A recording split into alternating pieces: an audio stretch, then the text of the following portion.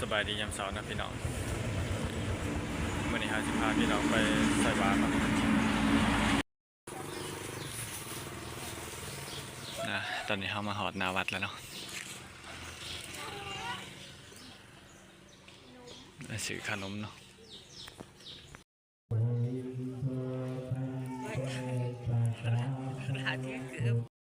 มังคาลังสุขังภาตังสุวัฏเทตังสุขาโนสุมาวุตโตจาตุนิพรหมทักขินังปัทักขินังมโนปันปานิทิเตกาทักขินาปัทักขิอานิกัตตวานาราพันตัสเตปาทักขิเนอนุวัตถะโกธนวัตถะโกสิริวัต เรื่องเขาเนี่ย โกยะตาวัตถะโกภะละวัตถะโกวันนวัตโกสุขวัตถะโกโหตุสัพพะคาสุขาโลอัฏฐายาเวนะโสขังสันตุจุปัฏฐวาอานิกาอันตะยาติวินาศโตจะเตตัสสะสยาสิทธินังลาปังโส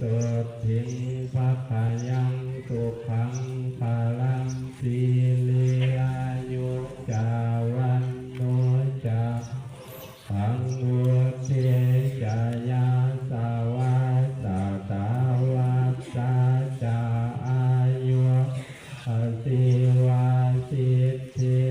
ภวตุสัพพะมังคลังรักขันตุสัพ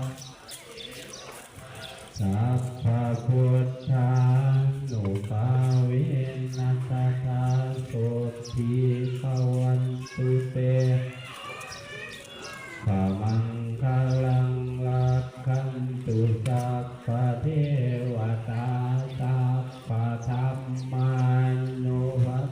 เวนัสสะโสทิภวันตุเต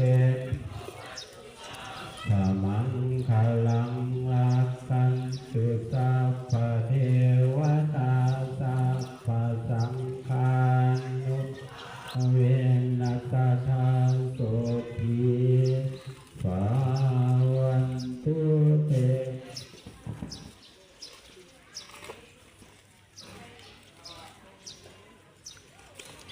มันก่อนโอ้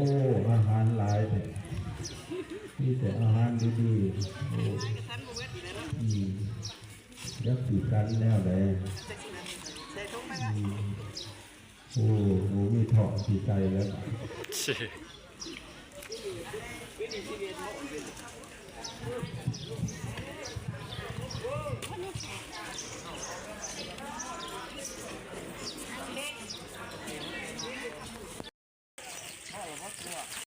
ข้าวบาดเนี่ยนะกระเพาะปูส่วนรอผักรอหูน้ำยาทานแต่เวลากราฟแล้ววันนี้สาวกรุงเทพยาทานทองยาทานปู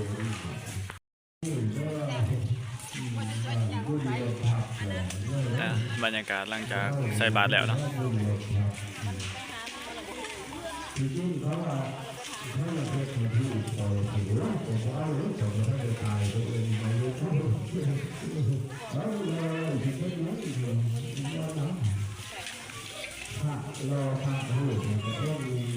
ไปบูชาพระวะสามหมื่นสองโมงถึงสองแสนเก้าหรือสองแสนหกคิดขั้นกว่า